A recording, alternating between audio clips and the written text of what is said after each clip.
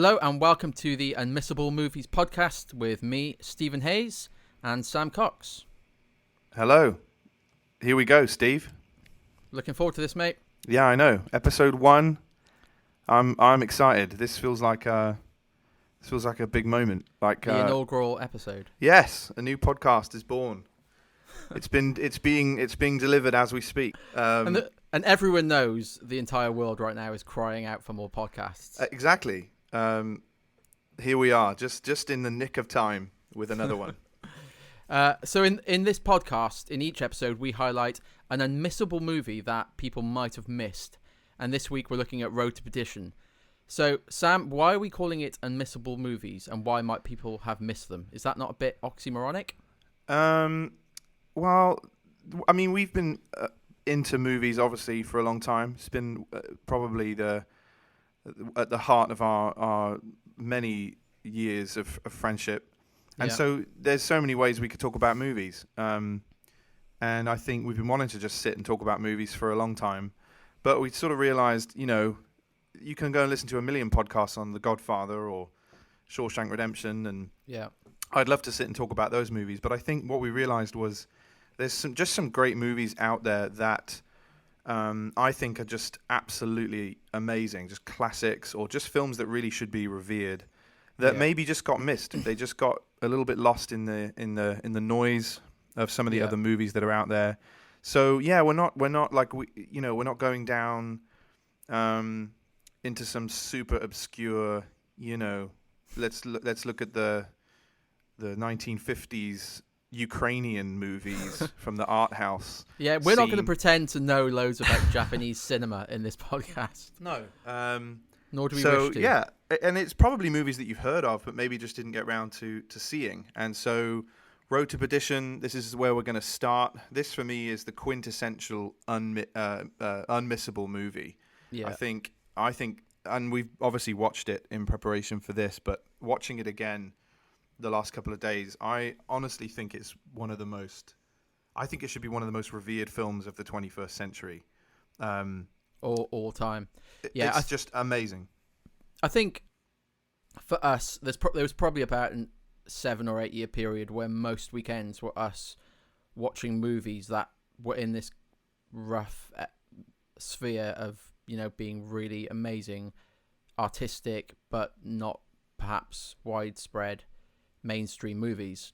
And I think with the MCU, DCU, expanded Star Wars universe, the Fast and the Furious franchise, the Mission Impossible franchise, everything's kind of big and franchised now. And we wanted to look at films that don't really necessarily have sequels and films that stand alone to tell one beautiful story. And for me, Road to Perdition is top of the list. It's in my top 5 and it could be number 1.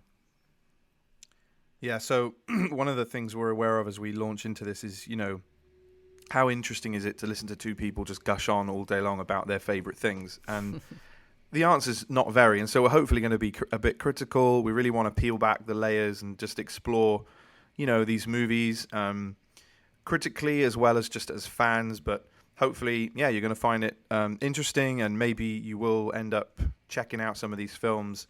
I will have to warn you all, though, I'm afraid there will be spoilers. We just can't dive into these films without giving away some of the good stuff. But, hopefully, that'll be okay. I don't think some of the biggest revelations about Road to Perdition, for instance, are going to spoil the viewing. No. And in a way, watching it again recently, I think that if you're really switched on and aware of what's going on in the narrative, you kind of know that things are barreling towards a certain inevitable end. And so, sorry about any big spoilers.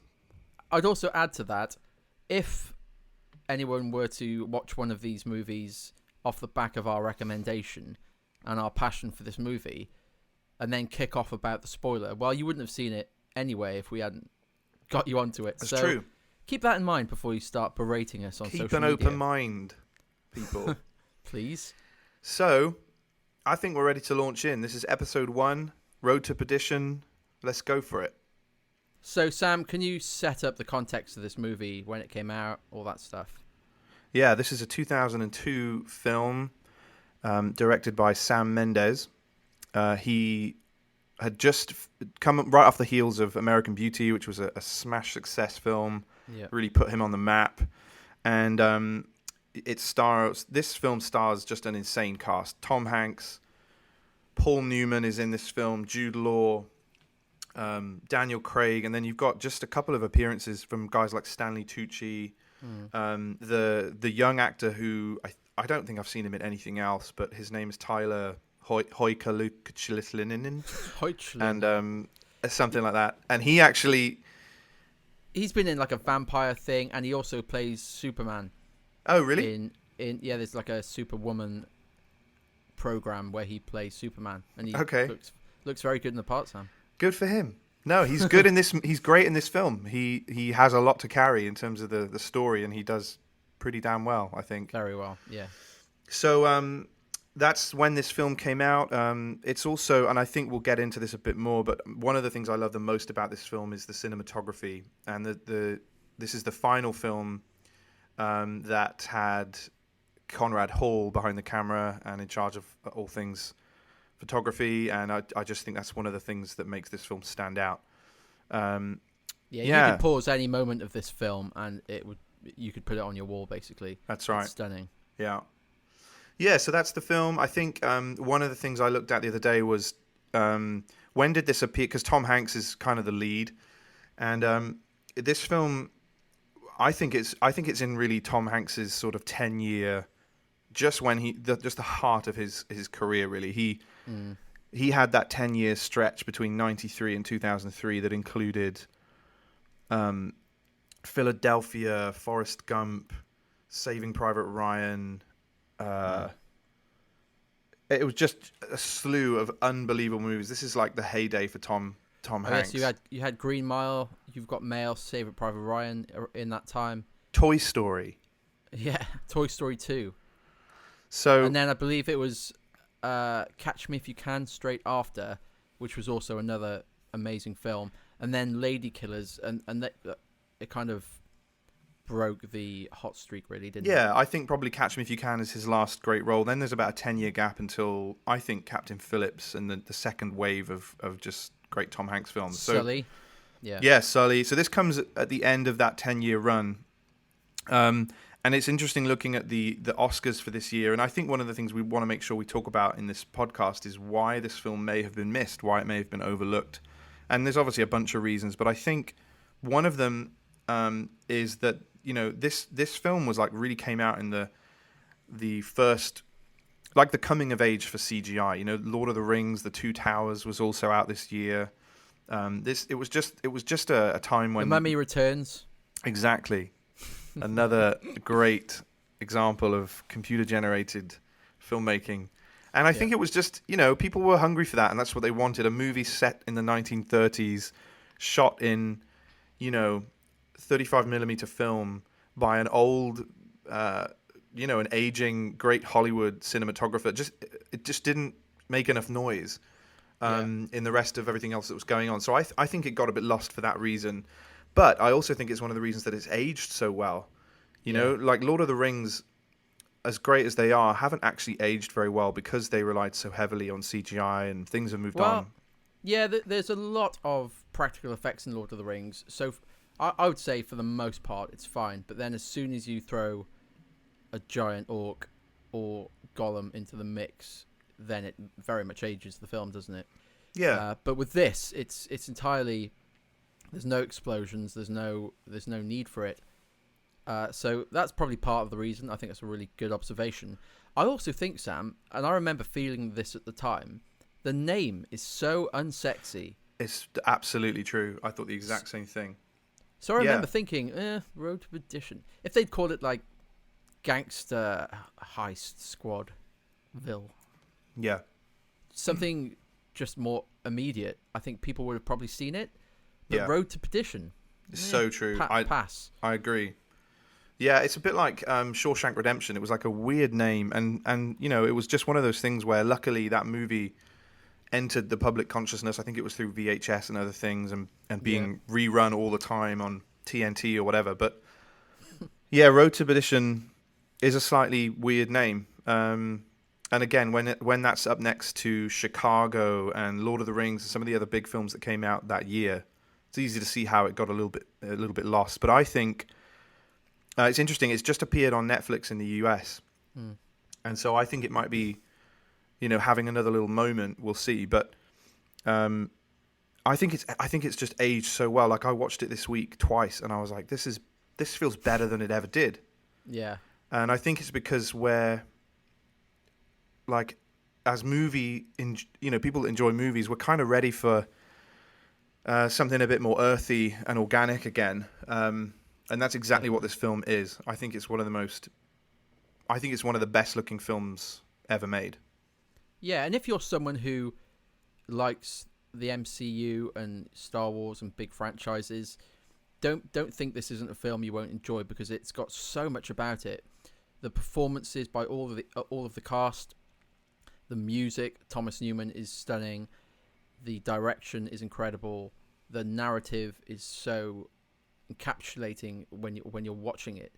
And on the surface, it's this gangster movie, but there's so much else going on, isn't there? Yeah, I think again, watching it sort of makes it actually goes to quite great pains to not feel like a gangster movie. They talk about Capone, but they don't show Capone. The violence is very it's not trivialized at all. Like, it's very the effects of violence are like very, very key to the narrative.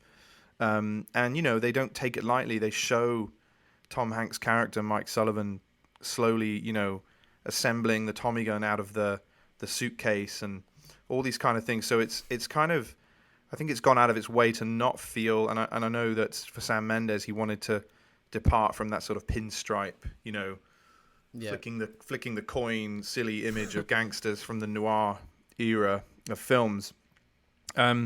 And I think that's one of the other reasons I love it. It doesn't feel hokey. When you watch this next door to The Untouchables, for instance, which I love, it's a great movie. Yeah.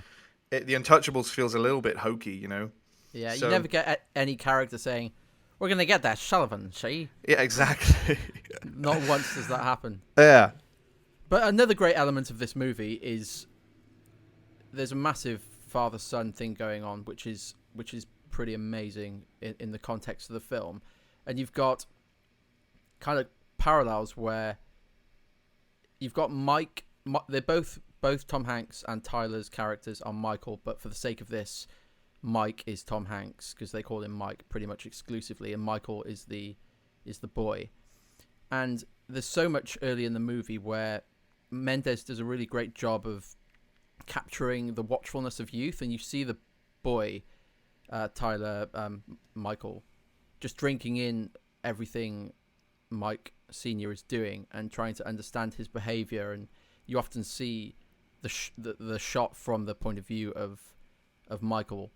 And then you've also got the relationship between Paul Newman's character John Rooney and Connor Rooney, where both Connor and Michael are trying to gain their father's love and affection, but in both cases there's someone else who seems to be getting it, and it's really the backbone of this movie, isn't it?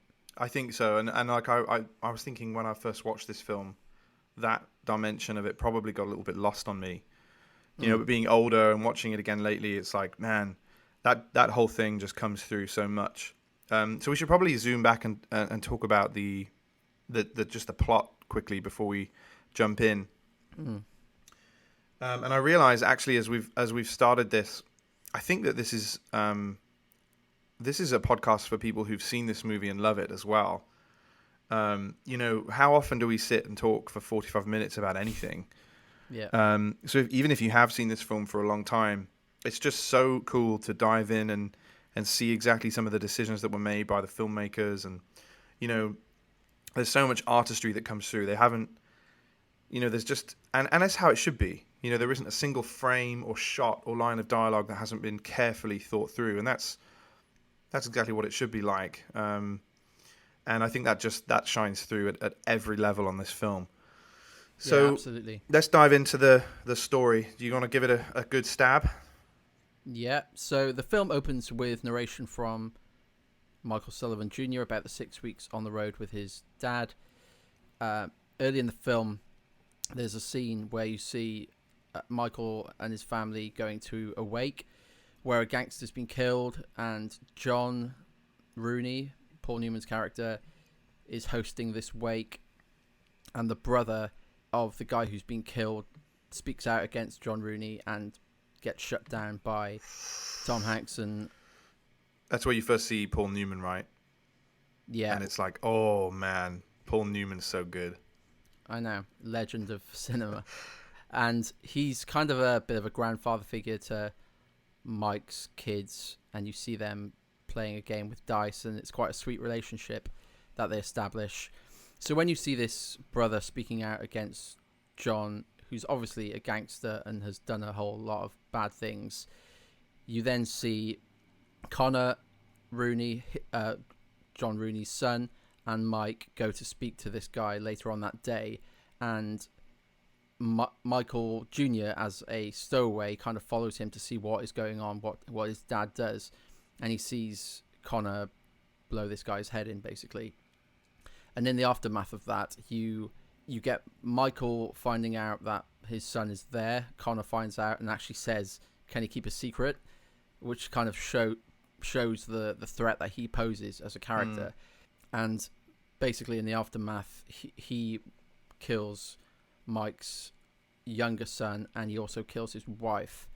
And it's very clear then that Mike is doing a whole load of debt collecting, and one of the people he actually tries to collect the debt from is given a message from John Rooney to say, take him out and all debts are clear. So suddenly it's a bit of a bombshell moment in the film, and it changes the course of the narrative. So it's kind of mano a mano at that point. You've got Tom Hanks and his young son, who the mob have assumed they've killed, Yeah. but they actually killed the younger brother, on the run against Paul Newman's mob and his son, played by Daniel Craig, and they send a kind of a contracted killer to hunt them down. And yeah, like you said, that's when it becomes this. It's kind of like a road movie at this point. Yeah, so you get them kind of driving away from their family home, and it then becomes about. It becomes a revenge movie in many respects there. So you've got Michael and his son going around a load of banks, taking dirty money effectively, and it all leads down to him getting to the point where he's able to seek revenge on the Rooney family. The hired killer is Jude Law, who's absolutely incredible, and we'll come back to that. So he's going after, it's a bit of a cat and mouse thing, which is a bit ironic as Tom Hanks is playing a cat and mouse thing, but shoe on the other foot in Catch Me If You Can straight after this. Oh, of course. That's such a good point. Yeah. And it all culminates in revenge happening and what would seem to be a sweet end to the whole movie, but not to be. Yeah. Yeah, so spoiler alert, more or less everyone dies. It's like Mars Attacks. The great Mars Attacks. Yeah, it's funny. It feels like quite a convoluted narrative. And I think, I've seen this film so many times now that I know exactly what's going on, but I think it's very, very it's told. One of the things you notice is how lean the dialogue is. And how this film is really told primarily in through image. There's very little exposition at all, really. Yeah, there's one or two expositional conversations in the whole film, and even those feel like they've earned their place. Oh yeah. Just going back and going over the sort of the big themes of the movie. We've touched on it already, but it's this kind of gangster, not gangster movie. It's really not so much about the action and the guns as it is about this journey between kind of parallel father-son relationships. And, ultimately for Tom Hanks' character, he's trying to save his son from living the same life that he's lived. Yeah. any review you read of this movie will say it's a gangster film that's actually a father-son film. But the father-son element is huge from a heart point of view, but the actual narrative, and I think this is part of why it's so good to watch, is that it is so much about his revenge. And who doesn't love a revenge story? His wife and son have been brutally murdered in cold blood, and yeah, a pause on that scene, by the way, where young Michael goes home and it looks as though Daniel Craig's character Connor is staring straight at him, but then it shows the other angle and he's actually just looking at his own reflection. Yeah, I love that. There's so That's many such a kind moments. of Hitchcock moment. Yeah. I wondered if Sam Mendes had actually taken that from Hitchcock, but I think that he devised of that himself, which is pretty cool. I mean, Tom Hanks is so established by this point at being able to really carry a narrative, just on his own back, that you're really watching, him at his best, Yeah. And I think that's one of the things I was going to ask you, Steve, was, this is kind of a departure for Tom Hanks. Like, he doesn't often play these sort of darker characters. Yeah. I actually think it takes a while in the beginning of the movie to really get used to that. Tom Hanks is so, we know him so much as just such a warm, he has such warmth, as an actor. Yeah. I think it takes a little bit of time to actually go, oh, he's genuinely a bad guy. Like, he's a mob enforcer for the Irish mob, and yeah, that's who he's playing in this movie. But he does it so well. That scene where he confronts one of the sort of John Rooney henchmen, and it's clear, that they've thought that they've killed the right son, but they haven't. And he goes to visit this guy, and it's the first time he points a gun at someone's head and takes them out. You go, oh, okay, yeah, this is how he's gonna behave in the next act of this movie. Oh yeah, and I think it's so evident in this movie that Tom Hanks, he's just the way he carries himself. He's got so much confidence in how he's playing the role. He's so comfortable in it, and you're right. He's not. You're used to seeing him play Woody in Toy Story and have this really, really animated kind of way about him a lot of the time. And in this movie, he's not animated at all. He's very thoughtful, and even like he packed on a few pounds for this film, so he's bulkier. He looks like a bear at points in this movie. Yeah, especially when his son hugs him, and he's kind of 12 o'clock shadow. And he just looks like a different character, and I think as a viewer that actually helps the movie because you kind of sense the same distance from him as Michael Sullivan does, his son. You can't connect with him because you don't really know what he's about. Yeah, I think that leads us on to talk about just the first third of this movie and some of the amazing work that Conrad Hall did of kind of helping to keep the audience at distance from Tom Hanks' character, so that we really feel that we're journeying the same as his son. There's these corridors that just seem way longer than they are in real life, and they actually built the whole Rooney house on a stage, and they made sure that the corridors were longer than normal so that it looked as though he was just far away. And it's kind of obvious, especially once you've seen it a few times, but there's some really, really just nice poetry in some of the framing, the way that the father and son are kind of physically split. There's doorways, or there's window frames, or there's there's one shot of the boy and his dad in the car, and they're separated literally by the pillar, in the car, and it's that stuff that you don't notice so much, but it's all there. It's all subtle, and that dissolves, as the movie goes on. And obviously, this is a story about their relationship, kind of warming, and that sort of disintegrates, that sense of separation. And there's that final scene after Tom Hanks has kind of finished and done all that he's needed to do, and he's had his revenge.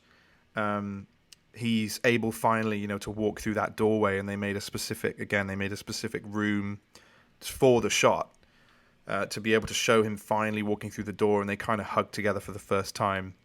Yeah. So I love just the intentionality about the symbolism, in this film, and the way that that's expressed in picture and in cinematography and framing in this movie is something that I think even if you're, if you haven't studied film or anything like that, it just screams at you, and it makes it such an enjoyable film to watch, and it's just full of so much artistry. And Conrad Hall won an Oscar for it.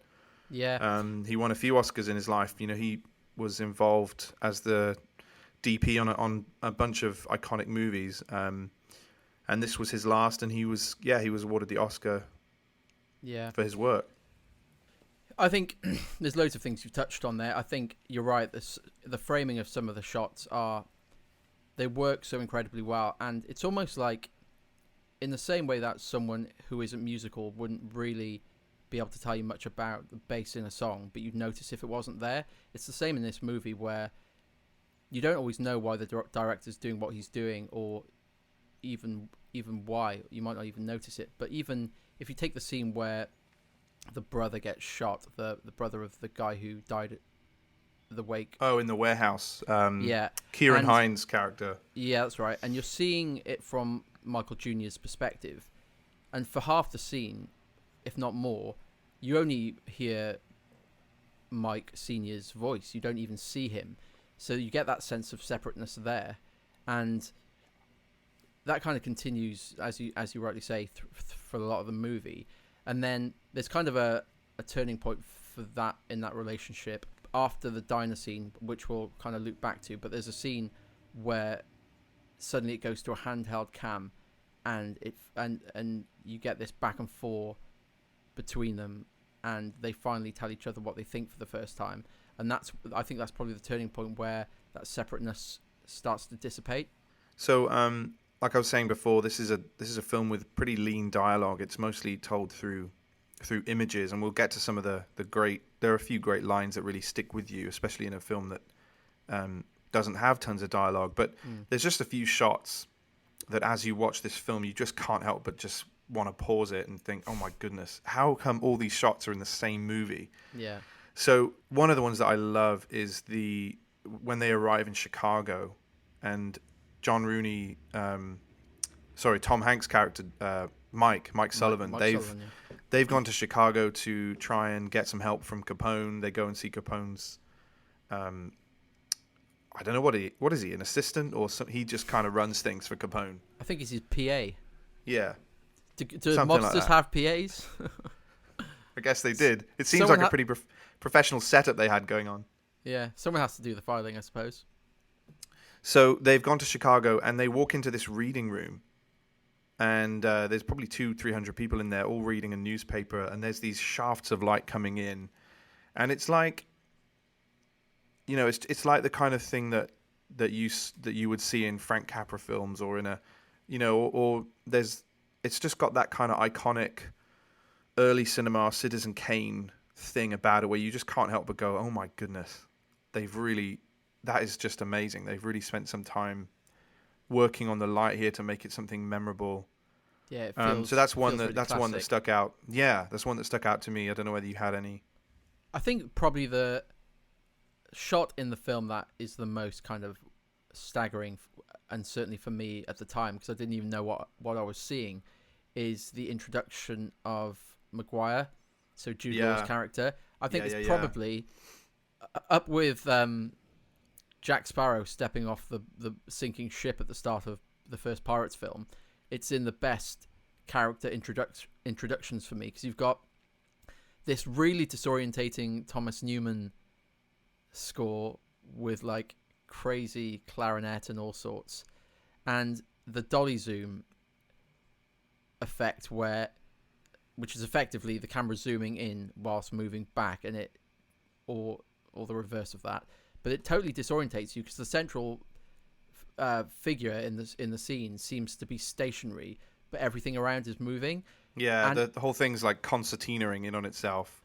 Yeah, and so the whole thing is just incredible. So that shot is breathtaking. Yeah, that sticks with you. I think it's a really bold shot. Like that could have been a bit of a fail or a distraction, Yeah, you yeah. know.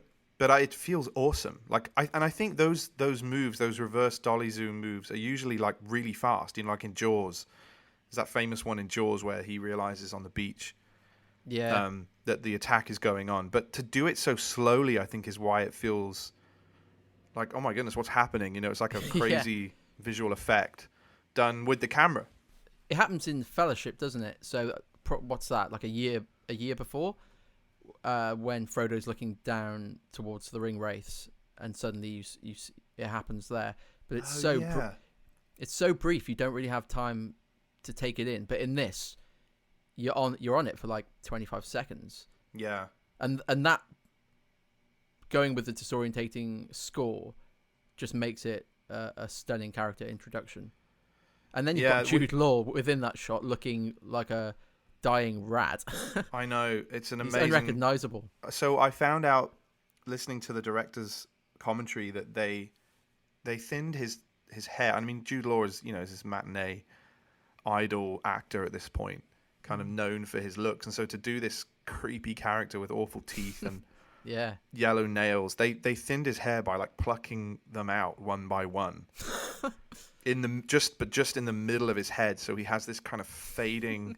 It's like it's terrible, but it sort of establishes that he's like. This plucked chicken who's just been thrown out.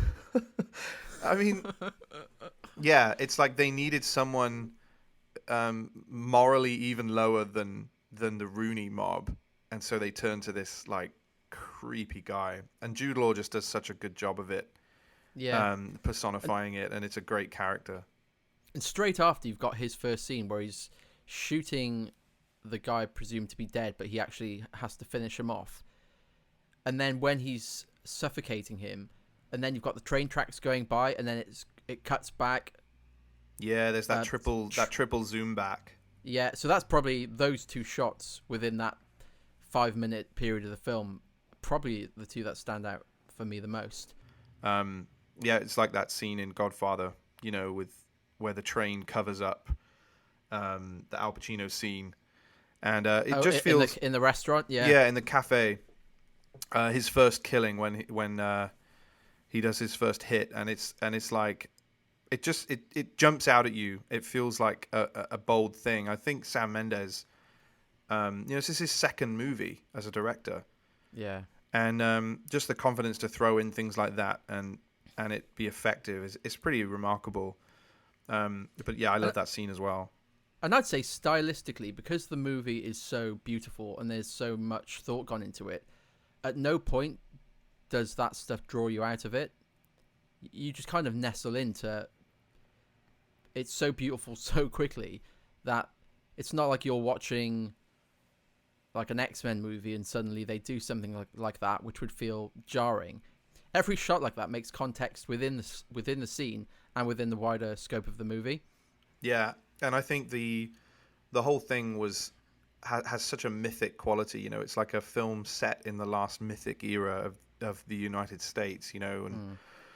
And yeah, it's just there's such a dreaminess about the film, and they play with diegetic sound. They'll take the sound of the car engine out, or they'll take the sound of the rain out, and Yeah. it kind of so the car just drifts through the landscape. There's some great shots, helicopter shots of this old car passing through the Midwest, and it's like it just has this mythic quality.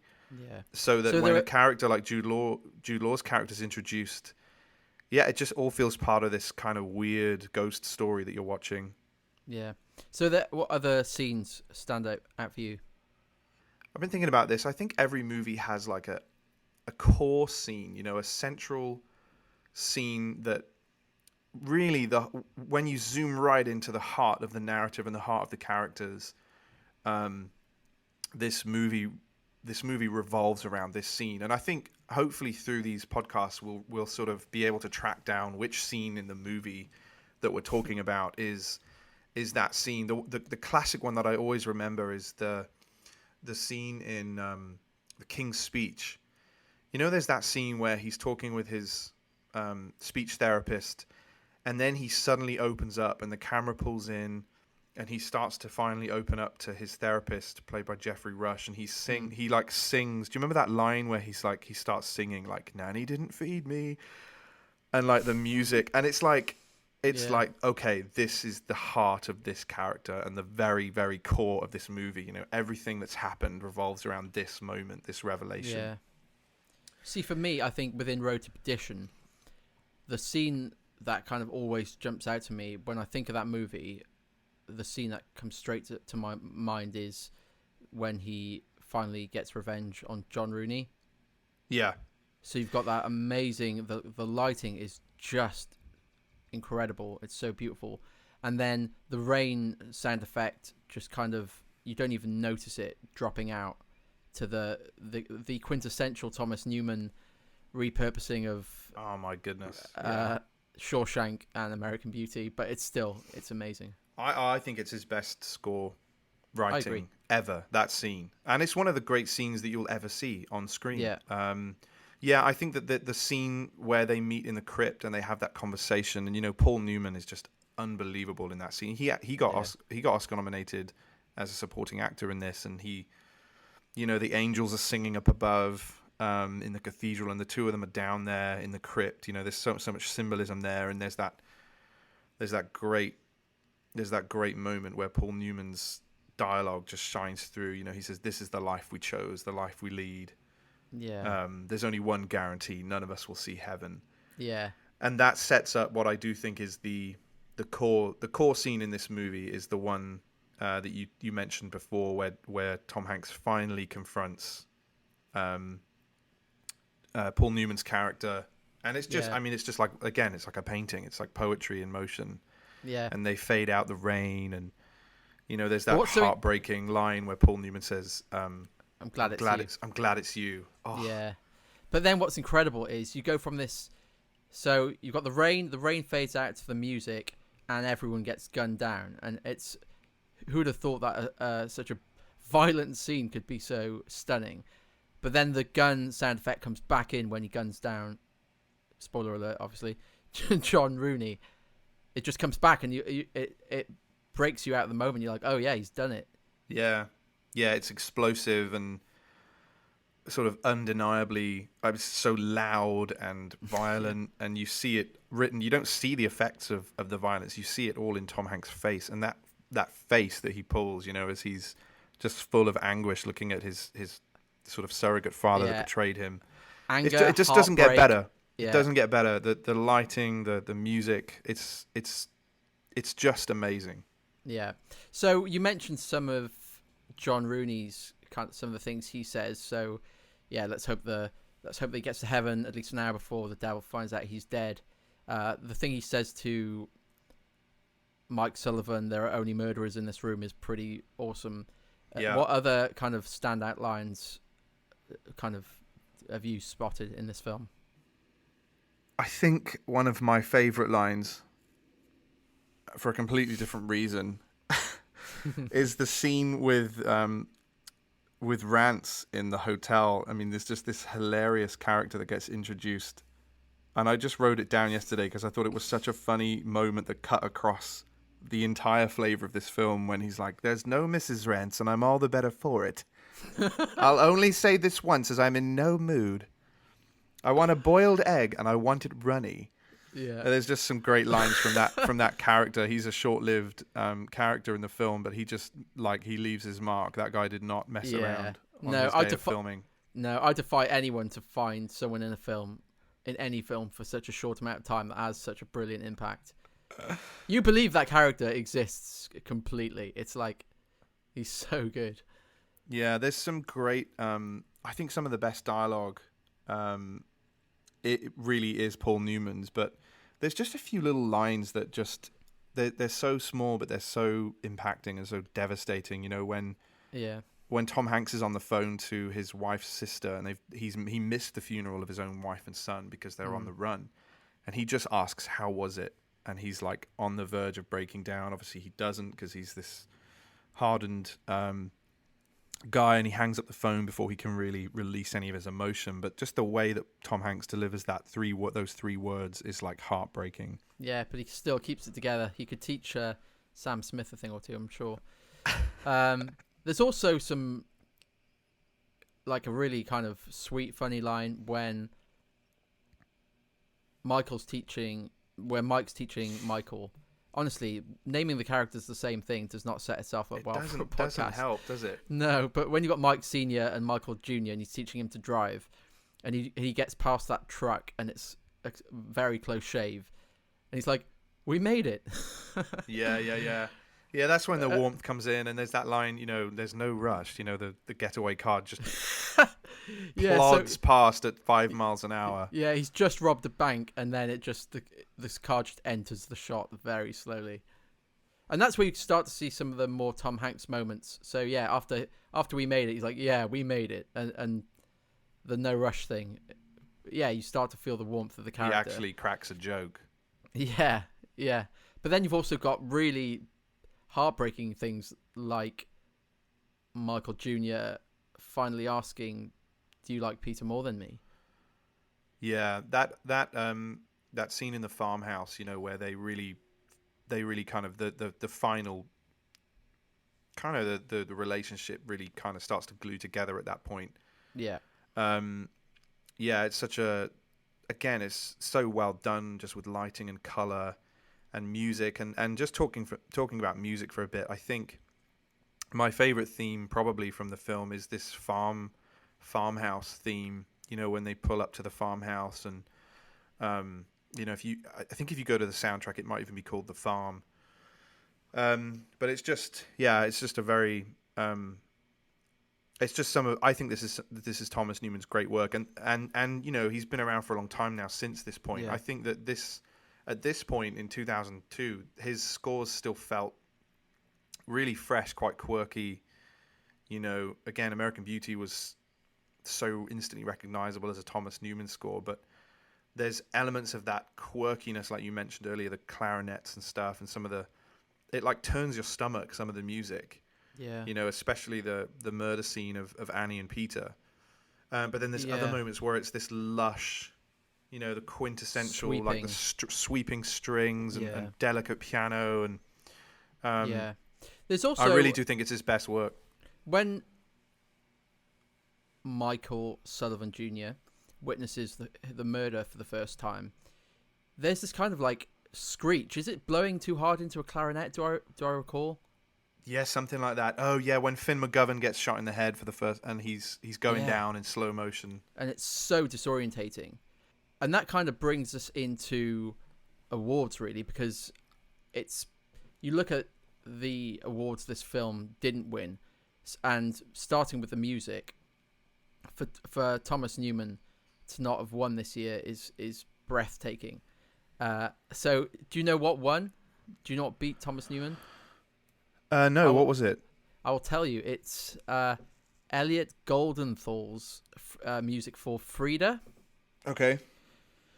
So I didn't, and I had to look into this because I thought, okay, I'm thinking about this podcast and I'm going to rip apart this composer, having not even heard their work that they won an Oscar for. But it doesn't sound anything particularly overwhelming. And for that to have beaten Thomas Newman for Road to Perdition, where that first track, it just puts you in the, like, it helps you take a step into the movie. Like, it sets you in 1930s. You feel the cold, the uilleann pipe in that first. Oh yeah. It's just incredible. And obviously Thomas Newman to this day has not won an Oscar. Poor bugger. Would you trade lives with him right now, mind? Mind you, he's quite old. But I think you're right. This was at a time when you hear a Thomas Newman score now, you think, yeah, all right. For the most part, he still has moments. I think The Help was quite good. Yeah, there was one theme in that recent movie, The Highwayman, on Netflix, that had a couple of moments. But The Highwayman is like a poor man's Road to Perdition. And yeah, I just think it's the marriage of the music, the the sound. They were the sound team were Oscar nominated for this film. Obviously, we've talked about cinematography, and what about Sam Mendes? I mean, He wasn't even nominated, was he? Wasn't even nominated. He won. I think he won for American Beauty just a few years earlier. American Beauty is 99, I think. Yeah. So 3-4 years prior. Yeah, and and I know a lot of his work was in the theater before, becoming a movie director, and by now we know him as the director of some James Bond films and lately 1917. But for this to be only his second film, I mean, it's just an absolute masterpiece. I really think, this should be one of the most revered films ever. And a lot of it is down to his vision, and him being able to pull in, again, Tom Hanks and Paul Newman and Conrad Hall and these guys. So was it Polanski who won Best Director that year? Yeah, I think it was. Pianist? Was that The Pianist? Yeah. No, he didn't direct The Pianist. The Pianist won Best Actor, Adrian Brody. Oh, yeah. Yeah, I mean, there were a lot of other great films that year. Don't get me wrong. Gangs of New York came out that year. And yeah. So, Tom Hanks wasn't nominated. I think that's probably fair. You had The Two Towers that same year. Daniel Day-Lewis made one Hours. of his, obviously, iconic films. And you had Jack Nicholson with About Schmidt and Michael Caine. So, it's a good year for film. And so Chicago, I think, did very well that year. And I can remember at the time thinking Chicago's only doing well because Moulin Rouge came out like a year or two before, which was actually a far superior movie. But yeah, it was just one of those years where it was an unfortunate time for a few of the people involved in this movie that there were other things that kind of rose to the limelight a bit more. Yeah, sometimes all the good buses come along at once. DiCaprio knows that only too well. Exactly. So for you, are there any issues with the movie, Sam? Do you think there's anything that could have made it better? And do you think there's any kind of faults with the movie that are the cause for it being something that might have been missed by people? Yeah, I think I don't love the open and close. It's not something I noticed before, but just watching it more recently, I think they added it in post, but the kind of, I mean, I like the bookend shot of the boy on the beach, but I think the overdubbed little bit of narrative, this was that fateful summer, it feels a little bit cheapens it. It does feel a little bit hokey, and I think you could actually cut both at the front and the back of the movie. You could cut that dialogue, and the film would still make perfect sense. And I know they worked hard to choose the right wording, particularly for the ending. I just tell people he was my father. But that's a bit of a lame line for me. Yeah, I think that those scenes I could live without. Yeah. I find for me, I suppose the turning point for the entire movie is Mike's wife and youngest son getting killed. And you don't really feel great. You're sad in that it's a woman and child getting shot, but you don't feel for them as characters particularly.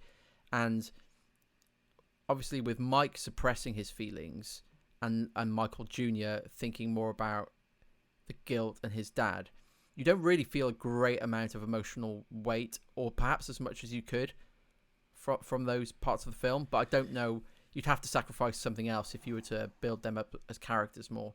Yeah, and I know that there were scenes that were cut, that helped to set up a little bit more of the relationship, the maternal relationship between Jennifer Jason Leigh's character and the boys, and I think that would have helped. I still think it's pretty shocking, and I think part of that is Tom Hanks' reaction, when he comes into the house. It's just like heartbreaking. Screaming, and again, you don't see it. You don't see the violence. It's all, you experience it through the characters. I think I think probably some of the stuff that maybe might have really spoiled the film or slowed it down was left on the cutting room floor. I've seen there's an Al Capone scene that they did film. that I'm so glad they cut. I don't know whether you've seen it, but No. I love the fact that they have Mike Rooney go and meet Frank Nitti, and you hear about Yeah, Capone. I know. Well, do you know, you don't even hear about Capone. You know they're going to Chicago, and you know that Capone runs Chicago in this era. Do you not hear about Capone? You don't hear about Capone until Tom Hanks says to the bank manager, "I want everything you're holding for Capone." Oh yeah. Um, But that makes it even cooler, doesn't it? In some ways, it's almost like Sauron, the villain you don't see. It's Exactly. It keeps Al Capone mythic and not literal. And so the scene with Al Capone, not only does it sort of, it's the Wizard of Oz, the curtain coming down mm, thing, but it also makes John Rooney's character seem weaker because he's the underling in the room. As long as Al Capone's in the room, John yeah. Rooney isn't the guy. And so No. yeah, I'm really glad they cut that scene. I think that would have spoiled it. Yeah. But honestly, I really can't think of too much about this movie that I don't love. No. And I think I'll watch this movie at least once every 3 years for the rest of my life, I dare say. It's got so much Agreed. about it that makes it timeless. And I think as we come into Land, we would compel anyone who's already seen it to watch it again and just look for these moments, these beautiful... There's probably so much we've missed, but so many beautiful moments, great bits of dialogue, incredible acting, great direction, cinematography. It's all there. And I think it's one of those times where the stars really aligned, just everyone at their A game. And if you haven't seen this movie, Sam, what would you say to people who have actually missed this movie? I'm kind of jealous because I once you've seen it, you've seen it. But if it's something you haven't gotten to experience yet, this is something that you can sit down, and just enjoy. Really, from start to finish, this is such a wonderful movie. We hope that you've enjoyed listening about it. Maybe you can watch it and come back and listen to it after you've seen it. But yeah, it's honestly, I think this is, like you said earlier, this is up there in my top 5 as well. I think it's the quintessential unmissable movie that maybe has been missed by a lot of people. And I hope it gets its day in the sun. I hope it eventually becomes recognized for the masterpiece that it is. Like Shawshank, perhaps. Yeah, I guess so. Yeah. It feels like in a similar vein and in a similar kind of genre. This is like there's a lot of artistry in this film. It's been very carefully made, and I think that's worth celebrating.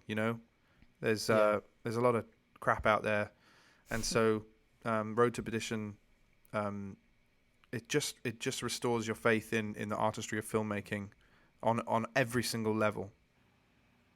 Well, thanks so much, everyone, for listening and watching. I've really enjoyed unpacking it. I'm sure you have, Sam, as well. Yeah, episode 1. That was a good experience. I'm looking forward to the next movie. Exactly. So we're going to be doing another one soon, hopefully next week. If you've got any suggestions for films we could look at, you can email unmissablemoviescontact@gmail.com, and you can search for us on all the social media. We're there, except for maybe MySpace. Let's open a MySpace page. And Bebo. Come on, let's bring it back. All right, let's do it. Thanks so much for joining us on this first episode of Unmissable Movies. And we'll see you soon.